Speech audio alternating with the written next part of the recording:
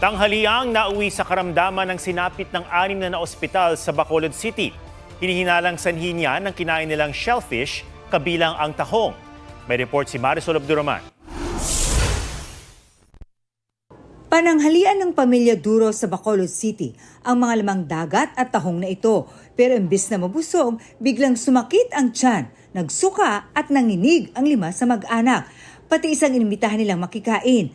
2 sa mga nagkasakit, menor de edad. Pero siyempre naanara naman namon kaunti. Subong lang natabo sa amon. Ginlapwahan tapos gin-adobo. Naospital ang mag-inang Karen at John Ray. Ligtas na sila. Pero inaalala ni John Ray ang kabarkada niyang niyaya sa tanghalian. Ang barkada ko, nakita ko yung First time niya na. barkada ko, nakita ko ang iyang results ang iyang laboratory, acute poison, na nakabutang. Kumuha ng samples para sa pagsusuri ang Bacolod City Health Office para makumpirma kung dahil nga ba sa lamang dagat ang pagkakasakit ng mga biktima.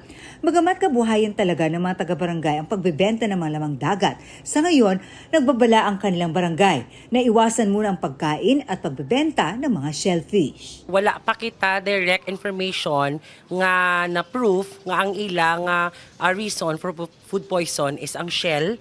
Nga as much as possible, we make our food clean as possible and dapat i-maintain na ang hygiene man. Marisol Abduraman, nagbabalita para sa GMA Integrated News.